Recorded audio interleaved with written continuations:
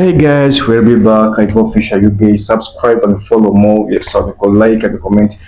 Today we are going to show you how they wash a motorbike in a local way in Uganda. Because if it's sometimes when you don't have enough money, you can do it. You can do it on yourself. So just follow me up and watch the full video. Big up.